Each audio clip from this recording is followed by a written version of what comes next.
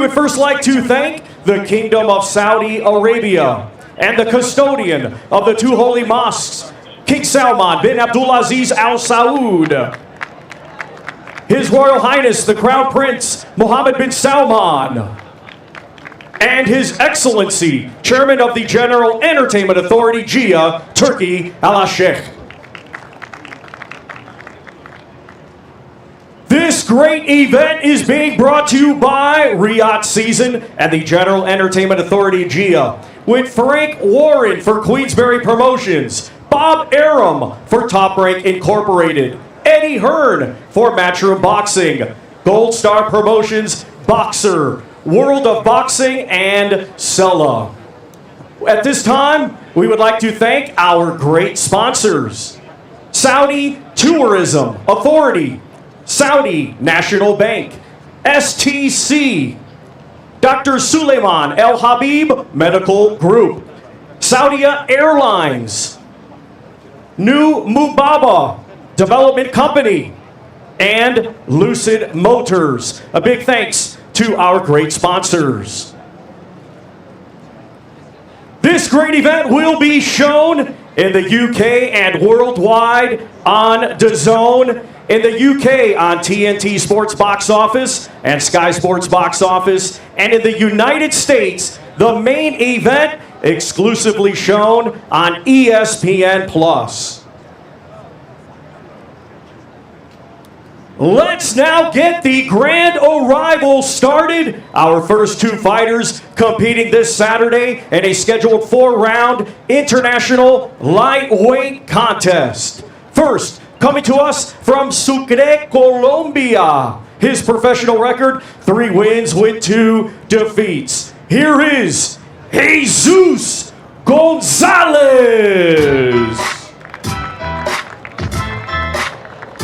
Well, here comes Jesus Gonzalez. A huge opportunity for the lightweight. Takes on Mohammed Alakel on Saturday night. And I guess it's the case, Andy. You either thrive under this kind of pressure or you freeze under it. I love watching fighters like this make this walk.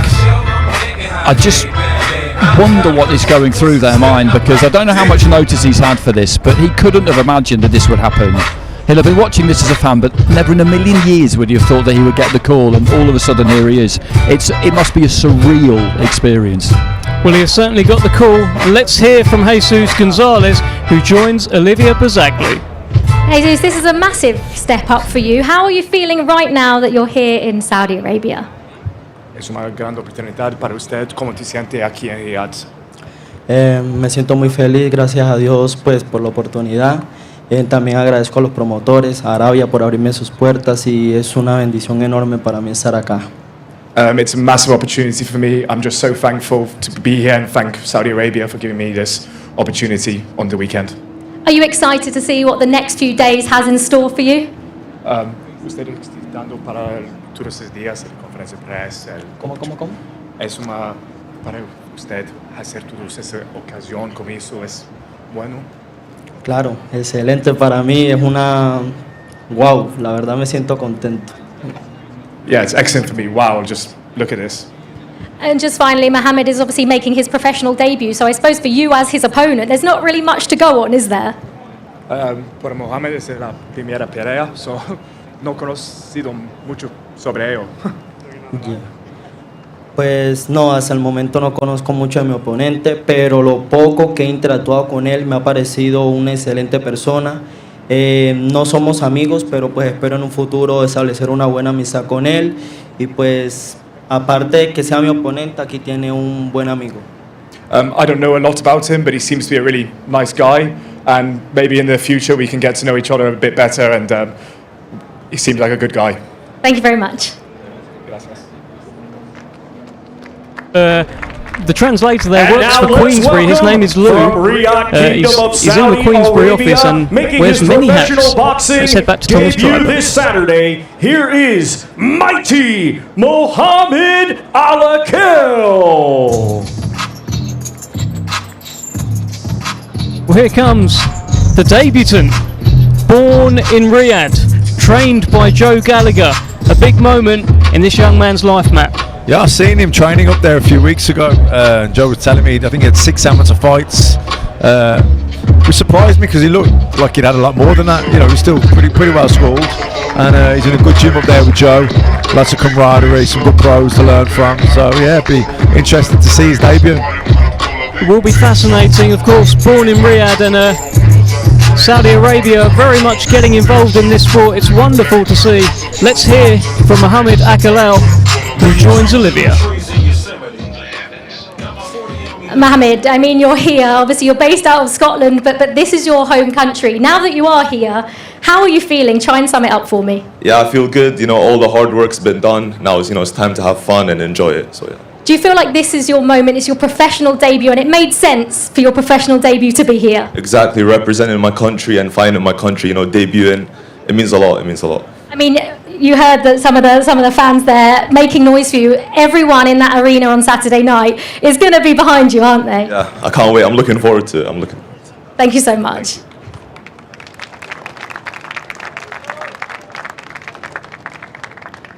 Our next 2 fighters competing this Saturday in a scheduled 10-round contest. It will be for the IBF International Light Heavyweight Championship. Let's first welcome the challenger from Sheffield, England. His professional record, 23 wins, 6 defeats, 10 wins, coming by way of knockout. He is the former Commonwealth champion, Liam Cannonball Cameron. Well, here comes the Cannonball, the man charged as the step up in the career of Ben Whitaker. Just took Lyndon Arthur the distance, lost a split decision that many felt was a little bit harsh, Andy. It was a good performance.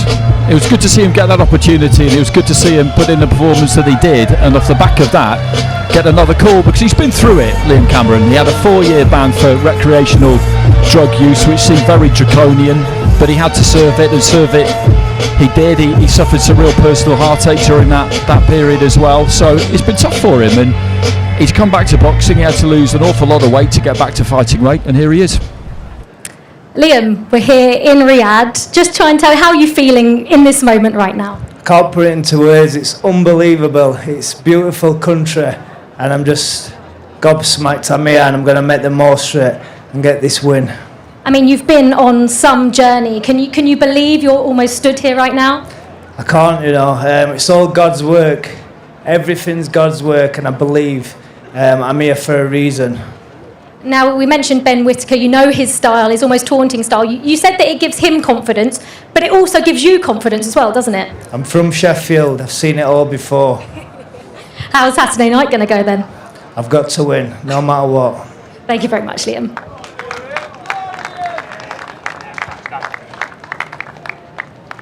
And now let's welcome the defending champion from Darlaston, Staffordshire, England, a 2020 Olympic silver medalist, now undefeated as a professional with 8 wins, 5 of his 8 wins coming by way of knockout. Here is the reigning and defending IBF International Light Heavyweight Champion, Ben the Surgeon Whitaker. More concerned about the DJ because I don't know what music he was playing when I was walking up here, so let's make sure he sorts that out for Saudi.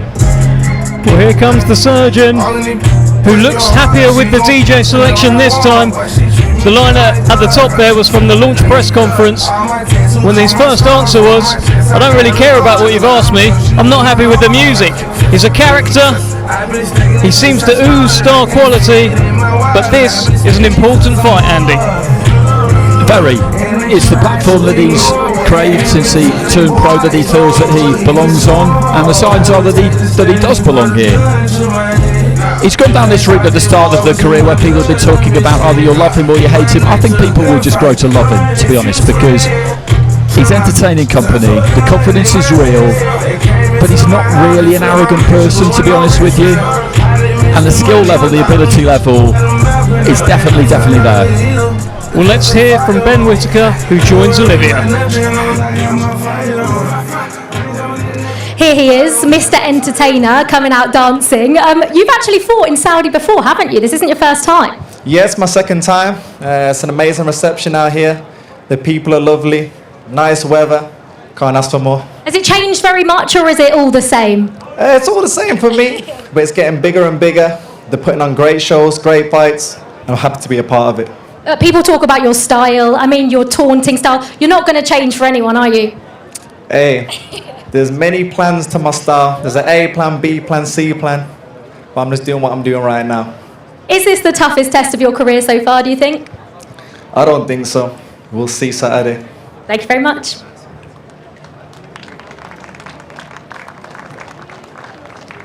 Our next two fighters competing this Saturday in a scheduled 10-round contest. It will be for the Women's WBC Featherweight Championship of the World. Let's first welcome the challenger from High Wycombe, England. Undefeated with 9 wins, 2 of her 9 wins coming by way of knockout. She is the current Women's WBC International Featherweight Champion. Here is the Omen, Raven Chapman. Well, here comes the Omen, the challenger Raven Chapman, who feels she's been ready for a world title challenge for a number of fights now. Finally gets her opportunity on Saturday night in a brilliant stylistic matchup against Skye Nicolson, Matt. Yeah, exactly. You know, big opportunity for her. I think she feels that Skye Nicholson's overrated, overhyped, and I think she's going to really stick it on her. Well, she is taking in every moment here, Raven Chapman. Let's hear what the Omen has to say to Olivia.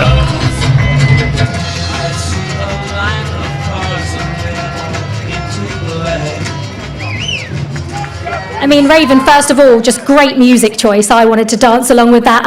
You're here, you're making history, the first female fight on a Riyadh season card. You must be so proud. Yeah, super proud. You know, I'm just trying to take it in at the moment, not think too much about it, but I think after the event and everything, it'll probably really hit me exactly what we've done here, making history. And yeah, it's a really, really humbling experience, and I'm just really thankful for Turkey for making it happen. It's your first career title shot. I mean, is this your moment, do you feel? Yeah, 100%. I feel like all roads have led to this. It's kind of what we've been working towards. It's what we've been wanting for a while now, and now it's here, and I'm going to go and grab it. I'm going to grab it with both hands. I mean, and out of all of the fighters that have stepped on this stage so far, it does feel like the support is there for you. Yeah, it's really great to hear. I've got a lot of supporters coming out here as well, and that's amazing. People that have followed my journey, been there from the very beginning, they know the struggles that I've been to get here, and they're with me all the way. Thank you very much.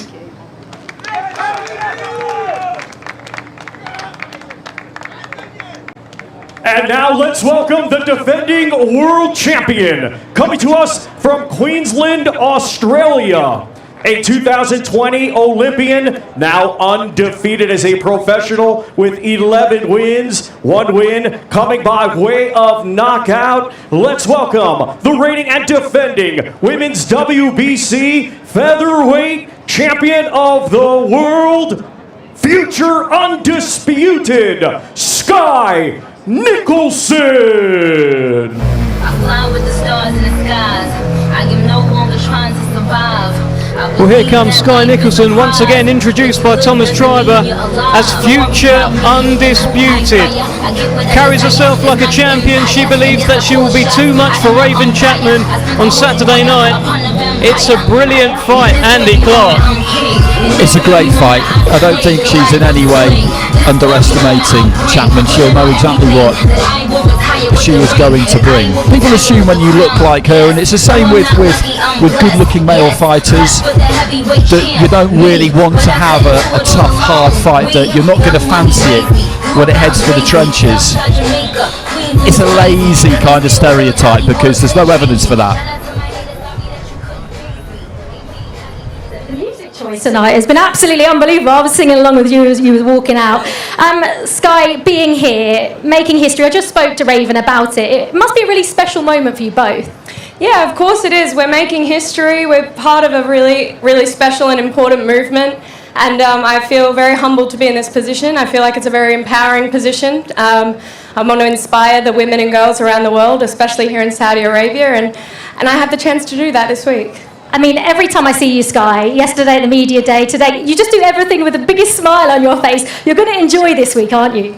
Of course, I love Fight Week. I feel like I was born for this. I was born for this stage. I was born for these events, and I'm living the dream. Second defence of that belt right there. Is it more pressure, more confidence, or both perhaps? I feel like I'm getting better and better every time, so it's not pressure, but I feel very excited for the opportunity. I'm excited for the stage that I get to perform on, and I'm ready to put on a show. Thank you so much.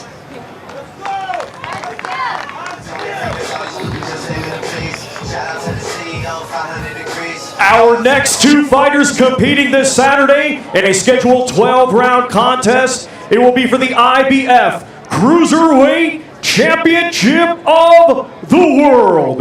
Let's first welcome the challenger coming to us from Manchester, England. He brings a professional record consisting of 22 wins, 2 defeats, with 12 of his 22 wins coming by way of knockout. He is the current EBU, European and Commonwealth Cruiserweight Champion, Jack One Smack Massey. Well, here comes Jack One Smack Massey, who jumped at the opportunity for a world title fight with Opetaia in Riyadh, coming off a brilliant win over Isaac Chamberlain, and has carried himself with a certain confidence this week, Matt. Yeah, look, there's no pressure on him. All the pressure's on Opetaia. Everyone's writing him off, really. But he believes in himself. His trainer believes in him, his team believes in him. They're over here, they're a little crew, you know what I mean? They got each other's backs to the end, you can see that. That siege mentality that Gallagher talks about. We say there's power in that. You know, there's not just your belief, there's the collective belief of the team, and they 1,000,000% they're going to get the job done. Well, let's hear from Jack One Smack Massey, who joins Olivia. Jack, we're here for Grand Arrivals. I mean, how are you feeling standing on this stage looking out at everyone there? Yeah, it's great. I'm extremely proud to be a part of Riyadh season, and you know, being looked after really, really well over here. And yeah, it's amazing, making my family proud, my friends and fans, and I'm going to make them even prouder when I bring that world title home on Saturday. You've been on quite the journey to get here, haven't you? I have, yes. It's been a long, tough journey, but you know, we're here now, and this is a massive, massive opportunity, and I'm going to take it with both hands. You really feel you can cause Opetaia a lot of problems? Absolutely, not just problems, beat him. Perfect, thank you.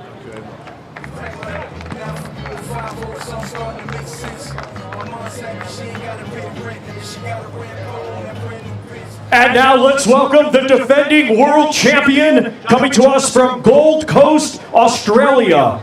A 2012 Olympian, now undefeated as a professional with 25 wins, 19 of his 25 wins coming by way of knockout. He is the current Ring Magazine champion and IBF Cruiserweight champion of the world, Skye Opetaia.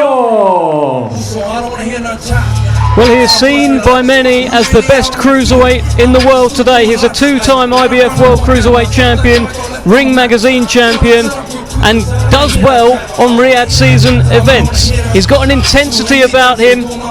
Fans have really taken to Skye Opetaia.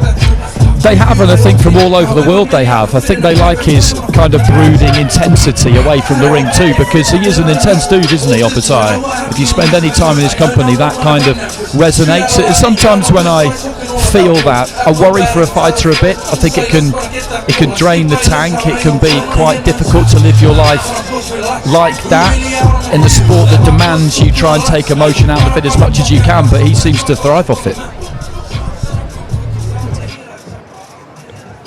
Jay, your last few fights have been in Saudi. You must be getting used to all of this now.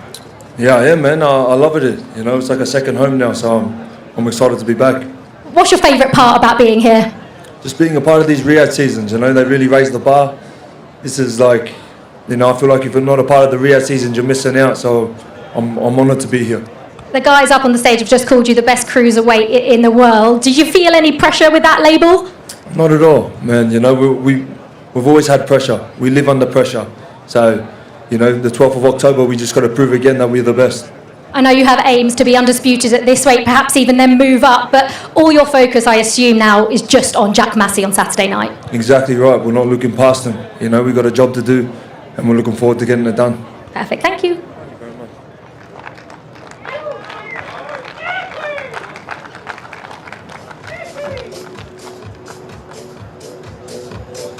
Almost like in line.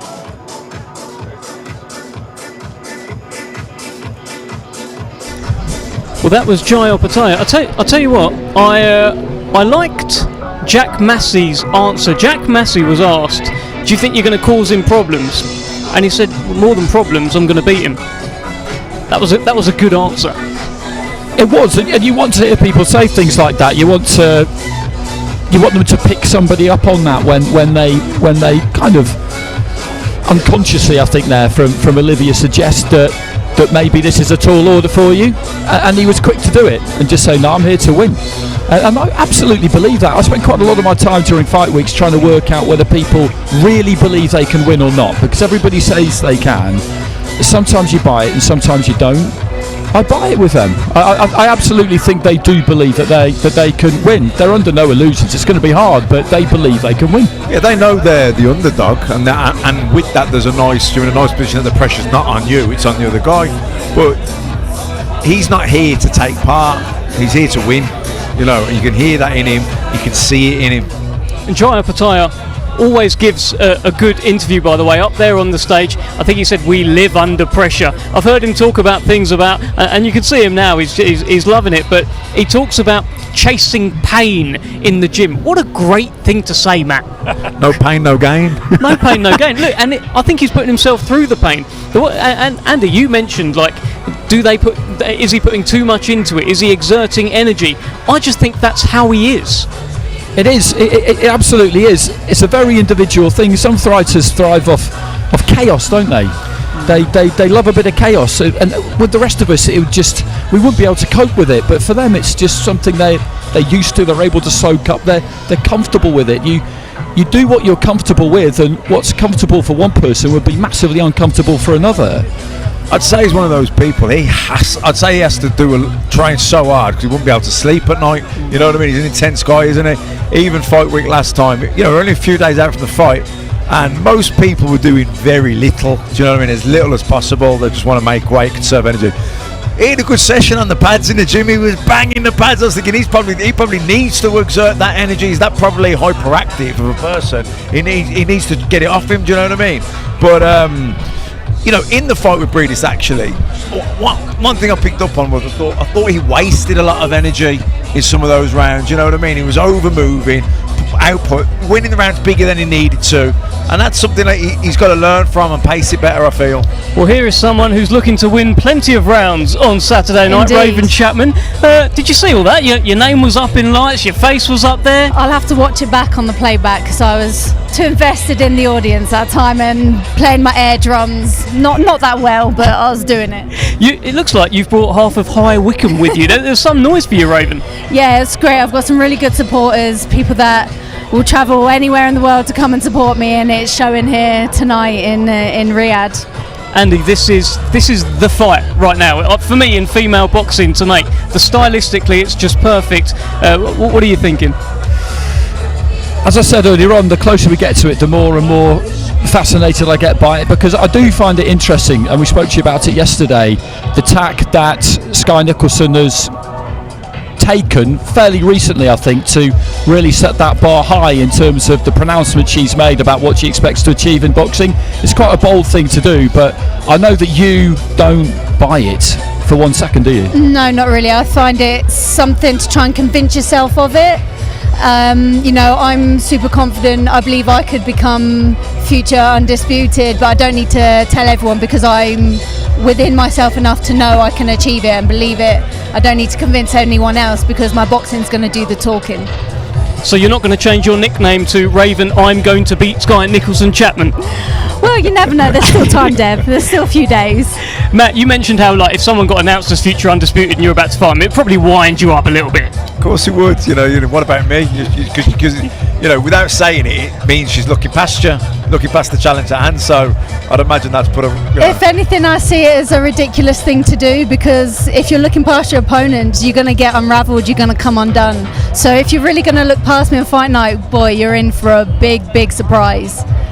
How are you finding the week? This is by far the biggest stage of your career. This will be the biggest night of your career on Saturday. Are nerves starting to creep in? Does it feel different to other fight weeks? I feel like I've been in and around it so much now, not just on the boxing side, but also doing this little bit of work and the commentary and that. I'm more comfortable with the media stuff. It's just sort of part of it.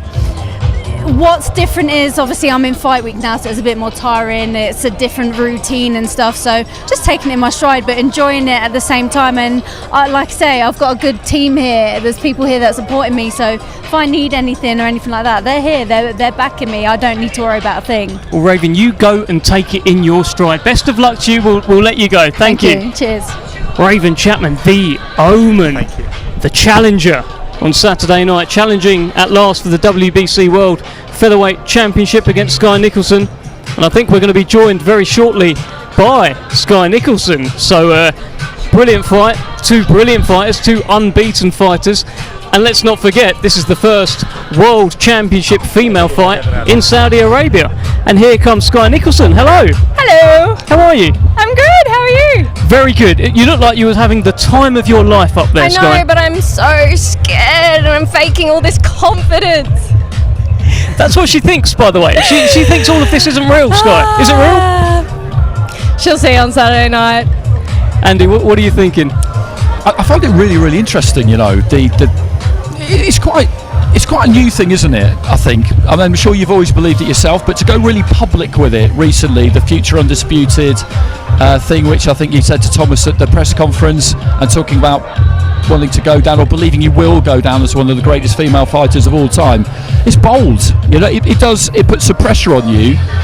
Is that part of the reason why you've done it? Do you like having that pressure on you? Yeah, I think I thrive under pressure, to be honest. I feel like when situations are a higher pressure situation, I tend to be better. So maybe I do that, maybe not even realizing I do it to put more pressure on myself, but I do it, I say it because I truly believe it.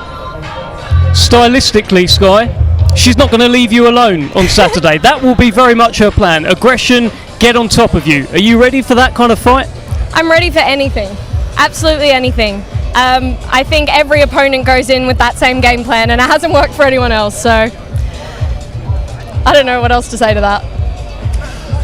One thing that always interests me as well, and this is equally true for male fighters who have a high technical skill level, good amateur background, and who are good looking. People assume that they're not going to like it when it gets tough. That Yes. when it goes to the trenches, they won't be able to cope.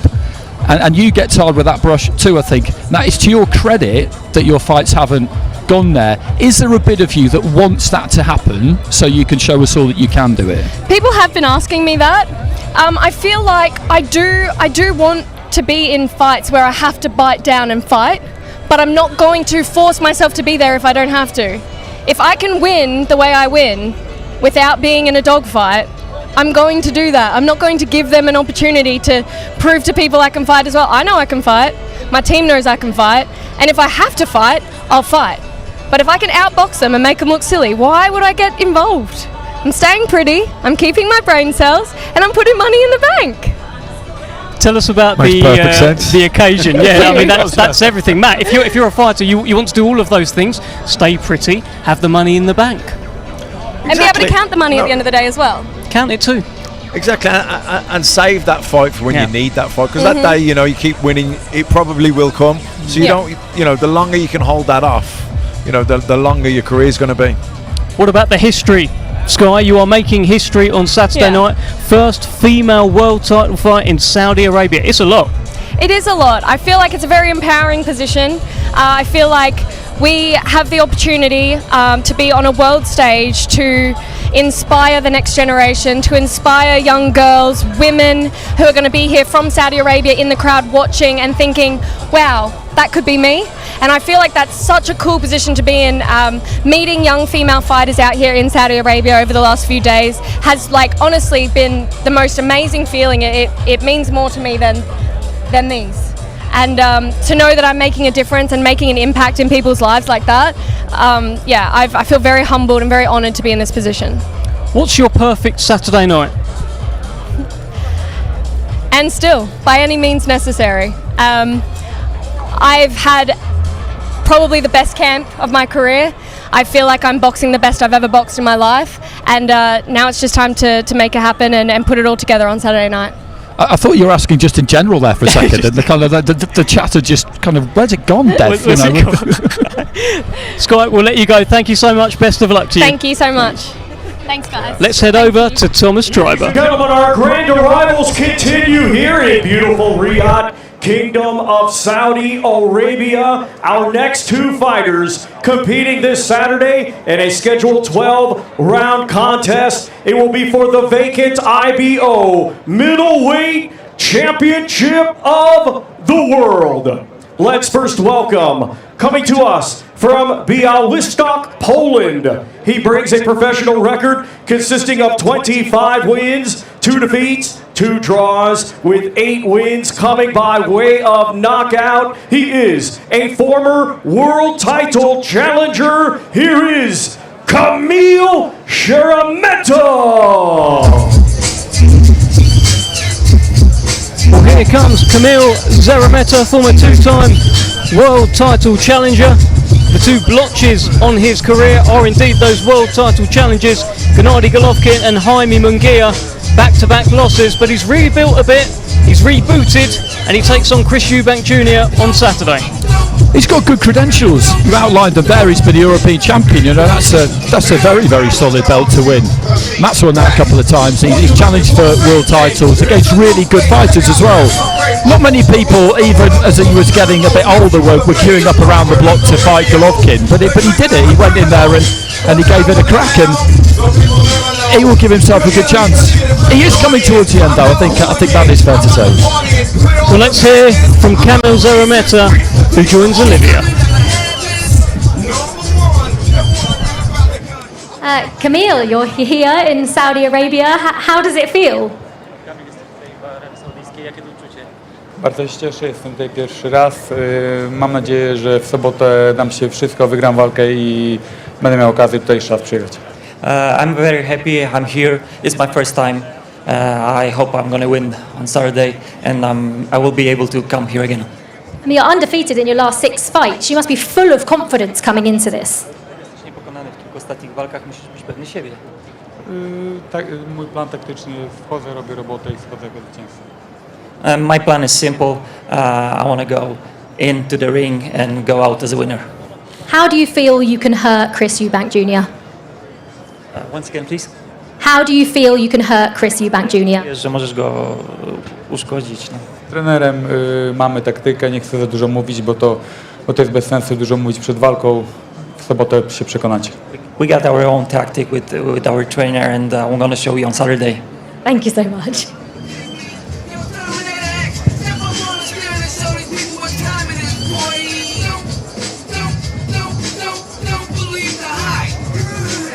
Let's now welcome from Brighton, England.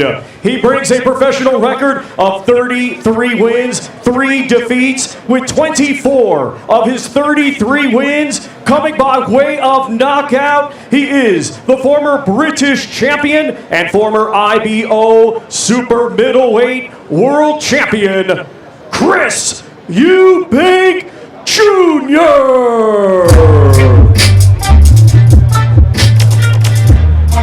Well, here's one of boxing's enigmas. Suddenly a conversation driver, and he makes his Riyadh season debut on Saturday night. It's been a year since we've seen him, coming off that win over Liam Smith, and he'll be looking to make a dent in this middleweight division. He will, and a year's a long time when you're in your mid-30s. He's talked about that in the build-up. Contractual problems have kept him out, and it wasn't something that he wanted, and he wants to box on Saturday, box well. get some ring rust off. If that's really a thing with someone like him, because he always stays in shape, and then he wants a big one early next year. He wants to get back in the groove of fighting as regularly as he can, because he knows that, 34, 35 years of age, long spells out are not good. Well, he needs to look good on Saturday night. Riyadh season has had a few upsets here and there. Chris Eubank Jr will not be, or certainly not be wanting to be one of those upsets. Let's hear what he's got to say. He joins Olivia. Chris, it's been a rather eventful few weeks, but now that you're here in Saudi Arabia, what are your thoughts? How are you feeling? I mean, wow. The weather's perfect. The event is amazing. So far, I've had a great time. I've only been out for a few days, but yeah, it's an incredible city, and I'm happy to be here. It's a long-awaited return, 13 months out. How have you felt in those 13 months? What have you been doing? Living life, becoming a better human being. But I missed my home. I missed my real life, which is the sport of boxing. And now we are back, and we're back in the biggest way. Riyadh season, Saudi Arabia. This is the new wave, and I'm excited to be here. Obviously, Kamil on Saturday night, all of this building towards another world title shot. Just how important, in terms of career, is Saturday night for you? This is the most important fight of my career, because a flat performance, or God forbid a defeat, means that I don't get all the mega fights that I've been hunting for and talking about for so long. So I have to go out there, I have to make a statement, I have to go out there and perform and take this guy out. That is the mission at hand, and a few days left to go. Thank you so much.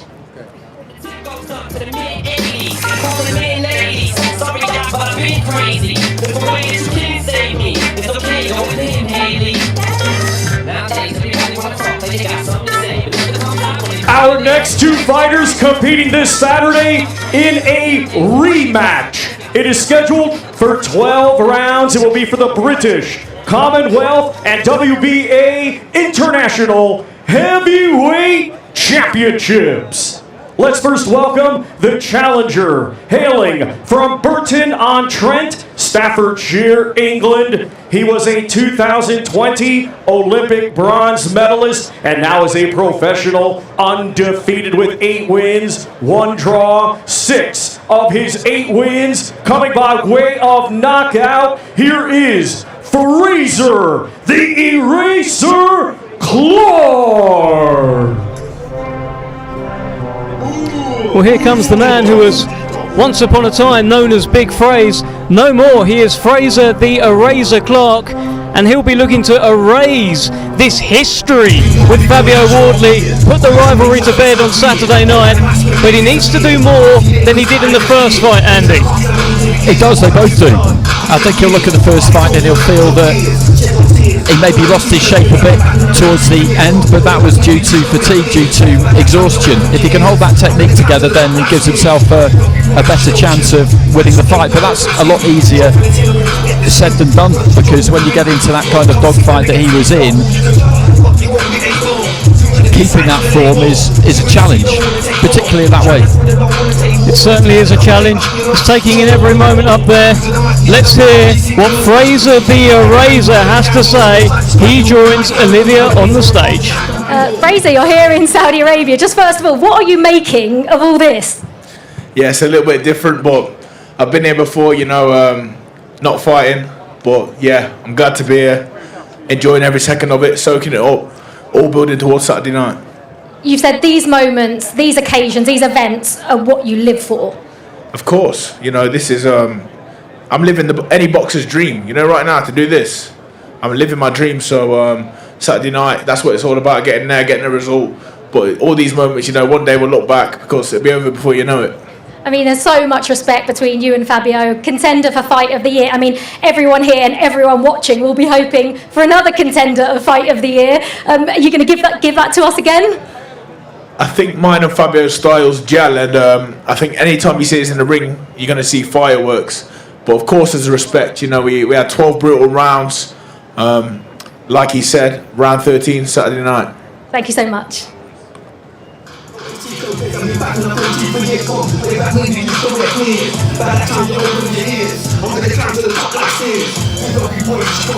And now let's welcome the defending champion from Ipswich, England.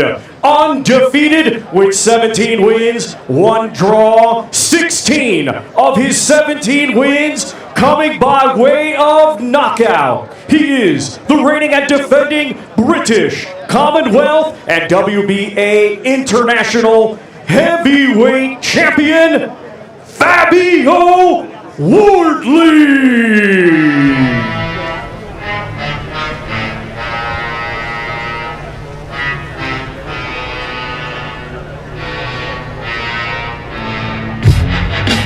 Well, he is hard-hitting. He's one of the rising stars in the heavyweight division. He carries himself with a confidence. He's got a bit of an aura, Fabio Wardley, but it's a big, big fight on Saturday night. Yeah, immediate rematches, especially ones like that end in a draw and so fiercely fought, are fascinating because both guys are going to look at their performance. They're going to look at things, mistakes they can't make again, look at things that worked well that maybe they want to definitely do again and maybe improve on as well. So, and you know, they're looking at themselves, they're looking at their opponent, his tactics, his game plan. It's fascinating, really is. Well, they both Frazer Clarke and Fabio Wardley have opted for the sunglasses at night. I thought they both looked pretty cool. Let's hear what Fabio Wardley, the reigning and defending British and Commonwealth champion, has to say ahead of this big rematch. He joins Olivia on the stage. Fabio, you look happy, you look excited, you also look very chill and composed. How are you feeling being back in Saudi Arabia? Yeah, look, fantastic. I love boxing here. It's always a fantastic event, as you can see from the lights, camera, action. Saudi Arabia Riyadh season, they always know how to put on a really big show and make it a spectacle. So it's always an honour, it's always a privilege to be a part of these shows. So yeah, look, I'm happy to be here, happy to be a part of it, and looking forward to Saturday night. I mean, talking of putting on a show and putting on a spectacle, that's exactly what you and Frazer did in that first fight. I mean, I've just asked Frazer, are we going to see more of the same? Because that's exactly what we want. Look, I'm here to deliver. I'm here to deliver the fans. Like I say, I'm privileged enough to be on a big card like this. So look, we can't be on a massive card and under deliver. So I think at least for myself, I'm going to try and top that performance. I'm going to go all out. We're going to see an all-out war on that night again, and everyone's going to be in for a treat. A different outcome, perhaps, though, this time around? Definitely a different outcome. Definitely a different outcome. Look, a lot of the same action you saw, guts and glory, some war in there, but my hand getting raised at the end. Thank you so much. Thank you. I love that. I love that. He wants guts and glory, and he's promising a war there, is Fabio Wardley. If it's half as good, a quarter as good as the first fight, we're in for a treat, Andy. We absolutely are. He's got some swagger, hasn't he, Fabio? He really has, and it's good to see because this is show business with blood. You need to have that. You need to have that. You need to be able to sell a fight. You need to be able to talk the talk, and you need to be able to fight. And they both showed they can do it. He has got a bit of swagger, hasn't he, Matt? There's a bit of swagger about Big Fabio. Yeah, but not in a distasteful way, you know. He's got that little glint in the eye, you know, his cheeky smile, his tongue-in-cheek a little bit. But he believes in himself, and why wouldn't he? You know, with what he's achieved, when you come through the route he's come through, and to have the fight he had with Frazer and come away with a draw, you know, and he'll now think, well, you know what? I wasn't even that experienced. Now I've got the experience of that fight behind me. I'm going to be even better next time. He's also got the experience of having boxed in a Riyadh season event before. He's used to the grand arrivals on the Tuesday, the workouts, etc. Because these are heavy fight weeks for a fighter. A lot of media to do. He's done it massively. So I always say this to people: it's not just the fight. It's getting your head around being a part of these big events, because you've got to pace these events these weeks. You know, you don't want to use up all your energy in the first fight. You've got to pace it and know when to switch on and switch off. Well, we are joined by his opponent, Mr. Big Fraze. How are you? I'm good. This is a bit different, but this is what Riyadh season is all about. You've been out here as a pundit, as a spectator, as a fan. You've enjoyed it every time. What's it like being here, taking it all in as a fighter? This is what it's all about. All that stuff's fantastic and different element of my career, but this is what I live for. These moments, Saturday night. That's why I started boxing, to get to these heights, and now we're here. I'm going to make the most of it. Tell me a little bit about the T-shirt. Good choice, but is there any thinking behind it? Primark special. That's what goes on, it's true. But yeah, no, listen, if I can be as destructive as this man Saturday night, we won't be doing much wrong, will we? Well, Fabio Wardley is promising a war. He's saying it could be blood and guts, or it will be blood and guts. You thinking the same kind of thing? A clinical execution, that's what I'm going to say. In war, he said, it could be 50-50. This is not going to be 50-50. Chess, not checkers. So Fraser, I was watching the piece you did with Lennox Lewis earlier today. Just in case people don't know, Lennox came to the gym in Loughborough and you had a good conversation. You did some stuff for the cameras, but I'm sure plenty was said away from the cameras. Phenomenal fighter, Lennox. One of the things that he was saying to you that I found really interesting was he talked to you quite a lot about relaxation. Yeah. And about the need to try and find it in the ring to create that moment of maximum impact and then just kind of immediately let it go. Is that something particularly useful to you with regard to this rematch? Because stamina and the gas tank is going to be key, isn't it?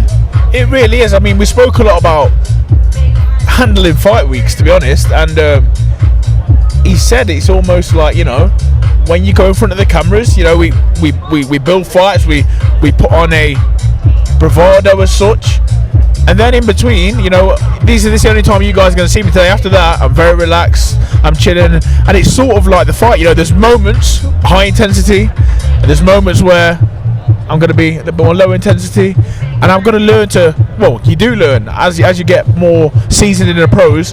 There's a time. I heard Matt speaking about it yesterday. There's a time to turn it on, and there's a time to turn it off. And I think the important thing is picking their moments. We were just saying beforehand, these fight weeks, you got to pace them just like you got to pace the 12-round fight. You can easily get carried away with it. It's as a boxing fan and a fighter, it's easy to get carried away with it. But this is where the team's so important. I'm a nice guy. I'd speak to everyone if I could, but I told the team today, listen, as soon as you think I'm doing too much, get me out of there. That's right. Do you feel like you are just pulling back a little bit? Yeah, I mean, this is why sometimes these longer fight weeks, they have their advantages. I'm going to try and get as much of it done at the beginning of the week, and then I can taper off towards the fight, sole focus towards Saturday night, executing my plan. Tell me this, I think we're going to ask you a few times this week. Right now, what is the perfect Saturday night for Frazer Clarke? How does this go? It's a victory for Frazer Clarke. Getting in there and doing the things I've learnt in camp, working on the things I did well, doing the things I didn't do so well a lot better, and like I say, this game, it's not just the biggest, strongest man wins. You've got to be a thinking fighter as well, and I'd like to think I'm that. I've learned from my mistakes. Saturday night, I'll show everyone who the best is. I think there was a key line you used earlier: chess, not checkers. I think that gives us a bit of an insight there. You're thinking more about this one in there. Absolutely, but don't get me wrong, I still can't wait to land hand on this guy. Brilliant stuff. Thank you very much, Frazer Clarke. We are going to let you go. That's a huge fight on Saturday night, the big rematch. Fabio Wardley, Frazer Clarke. Well, it's an undisputed week, and we've got Thomas Streiber, who has some undisputed news. Ladies and gentlemen, another big moment in boxing history is happening. It has been over 10 years since we've had a major boxing video game. And today, we're proud to announce the deluxe WBC edition of the Undisputed boxing video game is launching on Xbox Series X and S, PlayStation 5, and Steam. So now, boxing fans joining us around the world, the time has arrived for the broadcast premiere trailer. This is Undisputed. Peggy 16. Rated T for teen.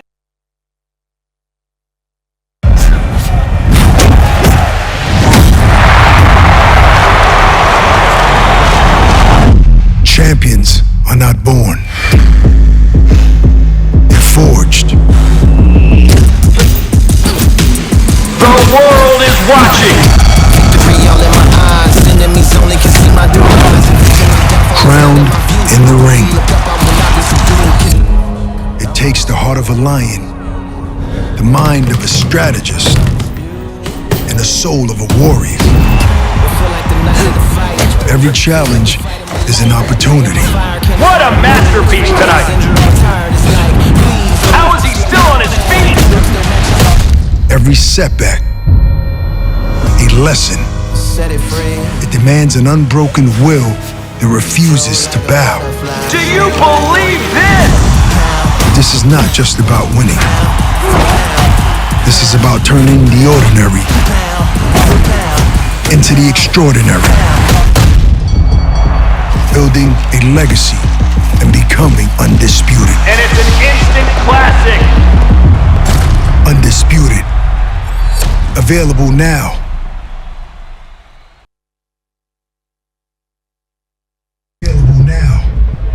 Wow.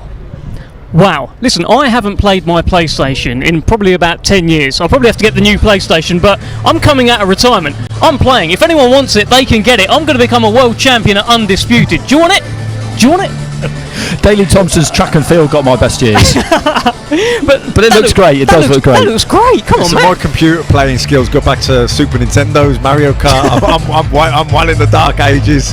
Look, it's brilliant though. I feel like this game has been teased for a long time. There's been new characters, new boxers added, characters within boxing. Seeing how it looks gameplay wise, the graphics, it looks pretty good to me. I can't wait. Let's head back over to Thomas Tribe. Let's welcome our main event participants. It's a battle of the undefeated this Saturday. They will be competing in a scheduled 12-round contest. It will be for the undisputed light heavyweight championships of the world. Let's first welcome undefeated with 23 wins. 12 of his 23 wins come by way of knockout. He is the reigning and defending WBA and IBO light heavyweight champion of the world, Dmitry Bivol. He is cold, he is calm, but he is very, very good. Dmitry Bivol, unbeaten and a world champion since 2017, makes the walk as he heads into the biggest fight of his life on Saturday. And it's a fight that he's been waiting for, that him and Beterbiev have both been waiting for. He beat Canelo and not got him huge attention, and correctly so, but this is the one. This is the one that he's always wanted. Well, it's a four-crown showdown, and Dmitry Bivol is the unbeaten WBA champion. Artur Beterbiev brings the IBF, WBC and WBO to the table. Let's hear from Dmitry Bivol, who joins Olivia on the stage. Dmitry, fighting to be the undisputed light heavyweight champion of the world. Have you been waiting your life for this moment? Yeah, exactly. This is the fight, dream fight for all fighters, and I'm so lucky that I have this chance. Because a lot of great fighters, they couldn't get this chance, and I got it. I was waiting, I was working hard, and now just I need to work in the ring. How long have these 4 months been? Because I was at your fight with Malik Zinad when he had to step in when this fight was meant to happen. Has it been a long 4 months? Has it felt long for you waiting for this fight? Now I feel like it was just one moment. Yeah, it took a week. No one can call this fight, Dmitry. Everyone's saying it's 50-50, but those that are saying you are saying it's your boxing brilliance. I don't care about 50-50, 60-40. It's just some numbers. I'm just focused only on my task in the ring. And what is going to happen in the ring on Saturday night, Dmitry? Sorry? What's going to happen in the ring on Saturday night? We will see undisputed fight. Are you not going to come away saying you're undisputed champion? No, of course, people was waiting this fight many years, and two different styles, two undefeated boxers. It's I'm waiting to this great fight. Thank you so much, Dmitry. Thank you.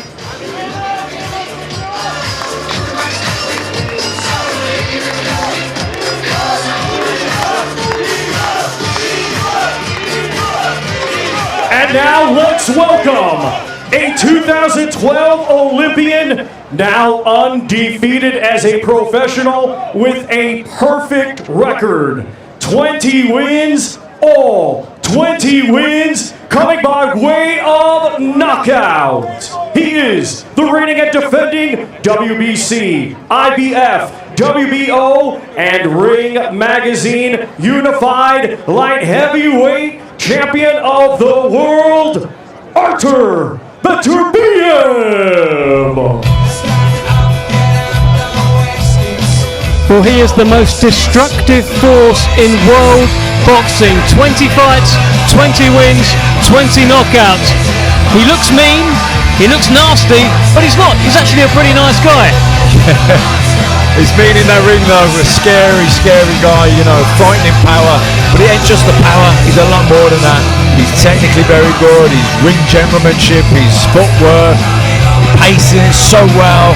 You know, it's hard to really think of a weakness, you know, the way he took care of Callum Smith, you know, shocked me really, you know, with how easy he did it. I really gave Callum a proper shot in that fight and he just dismantled him. So, yeah, this man's a scary guy. Artur, we've been waiting a few months for this fight. It was meant to happen back in June. Just first of all, that knee injury, how are you feeling in yourself? Fitter, better than ever? Yes, I'm good. Thank you. My knee is good too. Good. Obviously, undisputed light heavyweight champion of the world. Have you thought about that at the end of Saturday night, if that is you? Maybe I'm not thinking about it, but now it's gonna happen. I hope. How tough of an opponent is the man that was just on stage, Dmitry Bivol? We'll see. October 12th. We will see. Thank you so much. Good luck. Well, that is the Artur Beterbiev special. When it comes to predictions, when it comes to what is going to happen on Saturday night, there's two words that he will always say: we'll see. And you know what, I do find that quite telling, because Bivol basically said the same thing. They asked for a prediction, and these two are so at peace with what this is, with what boxing is, with what boxing at the highest level is. They don't feel the need to say, I'm going to win and I'm going to do this. They both just said, I don't know. And that's honest, isn't it? They don't know, we don't know, That's nobody knows. The reality is neither knows. They're both totally confident in their own ability. They wouldn't be who they are or where they are if they weren't. They're the two best light heavyweights in the world, probably two of the best fighters in any weight division in the world, and they're going at it. Only one man can win.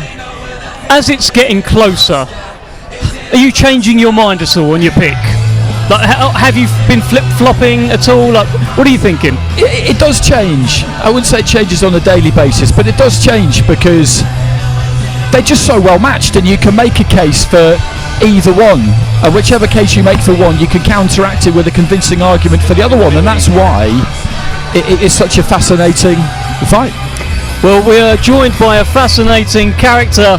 20 fights, 20 wins, 20 knockouts, Mr. Artur Beterbiev. How are you, sir? I'm good, thank you. I see you're dressed in the attire. How important is it for you to be fighting out here in Saudi Arabia? It's very important. I mean, it's like I'm really happy to be here, to be part of season Riyadh season. Because you've been out here before. You came out to Fury and Ngannou, Battle of the Baddest. Now you're here as an actual fighter. Now you're actually coming here to fight. You're not nervous, are you, Artur? No. Didn't think so. Andy, any questions? I do have something I'd like to ask you. It is a serious question. You're a God-fearing man. This is a hard business you're in. Have you ever felt sorry for an opponent? Can you repeat? Have you ever felt sorry for an opponent? Sorry, opponents? Sorry for your opponent. Sorry, my opponents. Like, after fight, I can say something good, but not before fight.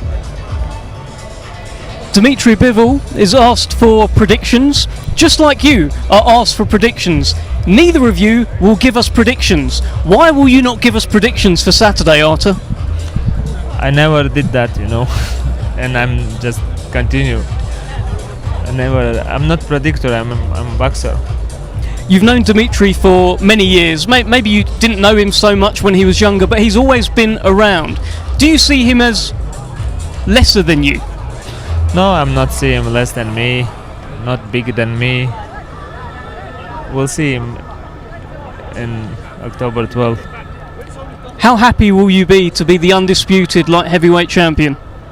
I'm really happy to have an opportunity like this today. Like, I'm really exciting. I'm getting ready. Can I just ask you about the weight? As an amateur, you were a heavyweight. As a professional, you stayed at light heavyweight. Is it getting more difficult to make 175 pounds? But it's a long time ago. Even I'm turned to move up for 90 kilo, but I never been 90 kilo. I'm always like 84, 85 kilo, not more. And that's why I go again light heavyweight. Artur, I'm curious to know, if you were not in this fight and this fight was going on between this wrecking machine, 20 fights, 20 knockouts against brilliant boxer in Bivol, would you watch this fight? Of course. After fight, you mean? Eh? Yeah. I'm always watching after my fight, to check something like some mistakes, I'm always do that. How much of Dmitry Bivol have you been watching? We watched my coach always when he requests to watch, I'm always watch . What's your favorite Dmitry Bivol fight? I don't have favorite fights. It's like different thing, when you watch see something, some mistakes, some good things for us, Does he make a lot of mistakes? Everyone has mistakes, Why should fans watch this fight on Saturday? Why should the fans tune in on Saturday? I think it's gonna be a good fight, undisputed. I think they need to don't miss this fight. Great message. Thank you so much, Artur Beterbiev. Great to see you as always. The most destructive force in boxing, Artur Beterbiev. Thank you. Well, I've tried, Andy. Dev, that was heroic. Frankly, he's a comfortable guy, isn't he? He's comfortable in his own skin. He doesn't really feel the need to give long answers. It's not born out of any kind of arrogance. It's not born out of any kind of shyness. This is just what he does. And he's been doing it for a really, really long time. He had about 300 amateur fights. He's been at this man and boy, and he's going to keep going at it for a little while longer yet, I think. I don't think there's anything that we could really ask him where all of a sudden he would just open up and give us a long, effusive answer. Well, I think we're going to get some great answers from Dmitry Bivol. How are you, Dmitry? Hi, guys. I'm good, thank you. Great to see you. You asked for a prediction up there. You didn't really give a prediction. Olivia asked Artur for a prediction. He didn't really give prediction either. Why do neither of you give us predictions? Because we know, only God knows what will happen. We could only be ready, we could only believe, we could work hard, we could believe in our skills, we could dreaming, but we cannot make predictions. I don't wanna lie, I cannot make predictions. I don't know who will win, but I know that I will do all my best. This is amazing. Behind you, if you look at the graphics, the posters, the promo was also amazing. How was it filming that, and when are you leaving boxing for Hollywood? To be honest, I like that experience. We spent three days in Slovenia to make this film. I had a lot of fun, and it's not easy work as an actor. But it was great experience. Have you started becoming a bit of a diva, making demands? Hey, you get me coffee, you do this, you do that? No. I was taking my coffee by myself, or sometimes guys was bringing it to me. We were talking to your promoter, Eddie Hearn, at the start of the show, and he believes that you need to start well, you need to win the early rounds and be ahead at halfway. Is that something you would agree with? I need to start from what? You need to win the early rounds? You know, in my head, I need to win all rounds. You know, I cannot be like relaxed and lose some rounds. In my head, I have to win all rounds because I have to be focused any second. With these dangerous fighters who has a great punch, even with everybody, you should be focused in the ring. And Matt, do you see that as well? This is a case of Dmitry winning every round. That's what he's got to set out to do on Saturday. Yeah, I think the danger part of the fight will probably be the second half, because I think the way I see the fight going, I think Beterbiev will try and exert a lot of pressure early doors, make Bivol move a lot, fight at a pace that is faster than he wants to, and try and conserve energy, and then come on in the second half of the fight where he would hope at that point some of the steam has left Dmitry. So that's how I would anticipate the fight playing out from Beterbiev's point of view. How much Beterbiev have you been watching? How much tape have you been watching? Do you go through all of his fights? Some of his fights? How much do you watch? I watched a lot. I watched a lot of his fights. All fights are, of course, similar with his pressure. He starts from the early, how you said, he's starting pressure, it's I saw it in most of his fights. And I guess it's about how do you deal with that pressure. When you're watching those fights, you're thinking, I would do this, I would do this, I would go here. Is that what you're thinking? Yeah, I'm thinking about what I could do here in this moment and that moment. Yeah, but finally I could say a lot of different things. But in the ring, you could forget everything. And this is the main part, to make your plan real. You know, not just having plan, to make it in the ring. And this is what we're gonna see on the October 12th. Will work my plan or will work his plan, and this is the interesting part, even for me as an athlete, because I'm so curious how is it to be in the ring against this great fighter. Well, rather you than me. Best of luck to you, Dmitry. Great to see you. Thank you so much. We're going to swap you out. We're going to bring in Fabio Wardley. Take it. Big Fabio. Hello, gang. How are we doing? Everyone all right? Good, yeah. Good. How are you? How's things? I'm good, thank you. How are you? I'm very good. Missed you on Monday, so you've come out a little bit late. What was? I was just, busy. Got stuff to do. No, I had some family things I needed to sort. Needed to make sure I was present for. But I'm here. I'm present. Yeah. I made it up. I did all my media obligations yesterday. Doing some now with you. I'm going to catch up a bit with some other people later. I'm here. No one panic. The show's going to carry on. It's all good. No panicking from me. You looked at home on the stage. You're just used to this now, aren't you? Especially a Riyadh fight week. Done it all before. Seen it all before, Fabio. Yeah. Yes and no, because it seems like, yes, been seen and done it, but they always do it bigger. They do it better. It gets more grandiose. There's more to it. So, yeah, I'm used to it, but every time there's a little bit more where I'm like, oh, okay, they've turned it up a notch.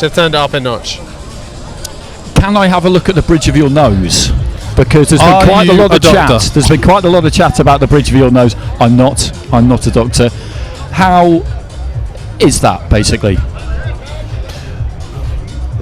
My nose is perfectly fine. It's just scarring tissue. I've got baby skin. I just bruise like a baby, basically. All it is, the things that need to be, I think the facts that need to be clear about it were that my nose was never broken.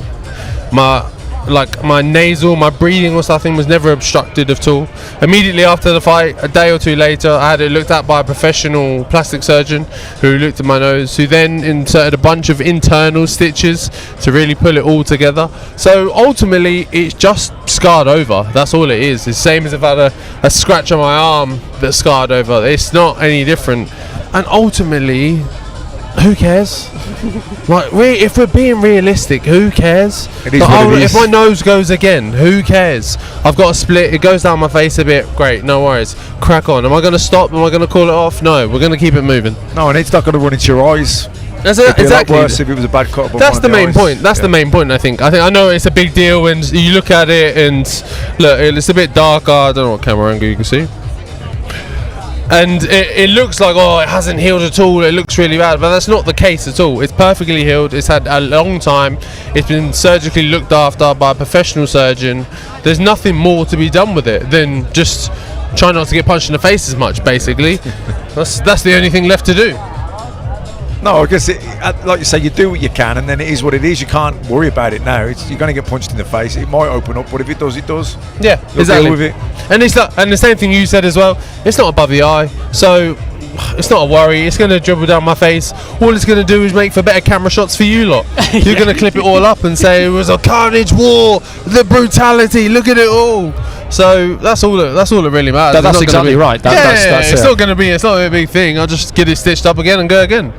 What's your preference, Fabio? Round 13, continue the war, or round 1, new fight? You set yourself apart, completely different. What's your preference? What do you think?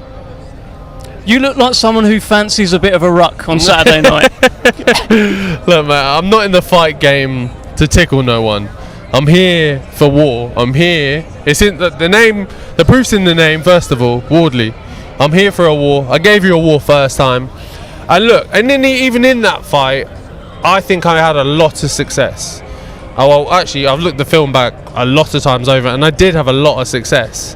So all we need to do is double down in them areas, tweak a few areas where a little bits went wrong and we didn't do so well in a couple of bits, and just follow up like that. As long as we put them two pieces together, I think I'm fine. I think I'll get him out of there. Do you think, having gone through the experience of a hectic 12-rounder, next time you'll pace it better? You'll know when to step on, when to ease off, nick a rest, that type of thing. Yeah, massively. I think that's one of the key points. Before that, I'd only ever done 6 rounds. I didn't know what it felt to be in an 8 round. I don't know what it felt like to be in 10th round, 11. I didn't know what it was like to get up off your stool on the 12th and go, right, I've got 3 minutes here, let's get through this. But it's actually not bad at that stage. It's when you're in round 6 and you're knackered. It's when you get around 7, you ask your corner, you go, how many left? No, surely not. You're all right by the time you get to the 12. Someone's wrong. Someone's got this wrong. Listen, Fabio, you're pretty adamant. You can do better. You can do more. You've gone away. You've studied the tape. I mean, every broadcaster keeps showing you the fight, so I'm sure you've studied it. How much better do you think he can get? Some, but limited. I think it's a strong value if you can't teach an old dog new tricks. I think he's boxed the way he has boxed for a number of years, like he profuses that he is this amateur, not legend, but he's been in the amateur game for so long, boxed the amateur way, loves amateur boxing to its core. Can he really make them adjustments? I don't know. He's not got any blistering speed. He hasn't got like debilitating power or really fast feet or agility or anything like that. So what real tweaks are you gonna make? He's just got his already makeup, and maybe he can look at the fight and go, okay, I made a few errors here and there, but as a person and as his athletic ability and skills, no, I don't think he can make too many adjustments, if any. Did you just call Frazer Clarke an old dog? I have done numerous times. I don't think I did just then. I think I've referred to him being maybe about 42 a couple of times, but I'm a boxer, I get punched in the head, so my maths might be wrong. Who knows? Maybe he's 42, maybe he's not. We don't know. Final one, Fabio. What is the perfect Saturday night for Fabio Wardley? The perfect Saturday night for Fabio Wardley is a exciting and entertaining fight for the fans, of course. Fans first. But a big KO, Fabio Wardley win, retain my belts, hand raised, back to the hotel and find some good food to eat. Brilliant stuff. Great to speak to you, Fabio Wardley. Looking the part. Thank you. Let's head over to Thomas Treiber, who has some more big news. I'm back here at Boulevard City in beautiful Riyadh, Kingdom of Saudi Arabia. And now that we have completed the grand arrivals, we would once again like to share with you the broadcast premiere trailer for Undisputed. Peggy 16. Rated T for Teen.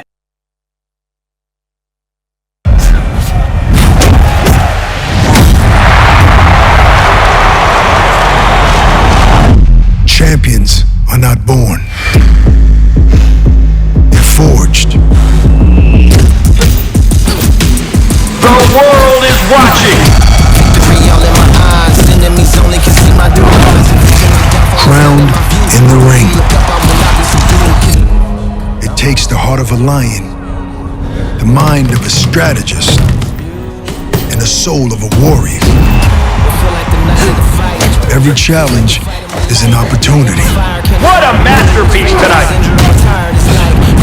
How is he still on his feet? Every setback, a lesson. It demands an unbroken will that refuses to bow. Do you believe this? This is not just about winning. This is about turning the ordinary into the extraordinary. Building a legacy and becoming undisputed. And it's an instant classic. Undisputed. Available now. I tell you, I need to play that game. I want to play that game. I challenge all comers, by the way. Of course, it's called Undisputed, and Undisputed very much the theme this week. On Saturday night, we will find out who the undisputed king of the light heavyweights is. Will it be the undefeated Artur Beterbiev, the most destructive force in world boxing, or will it be the brilliant, pure boxer, undefeated Dmitry Bivol? Today was the grand arrivals. They have grandly arrived. We've tried our very best to get the most out of them. Make sure you join us tomorrow. Big thanks to Andy Clark and Matt Macklin and Fabio Wardley, who was making gestures to me off camera. We will see you tomorrow for the workouts. Thank you.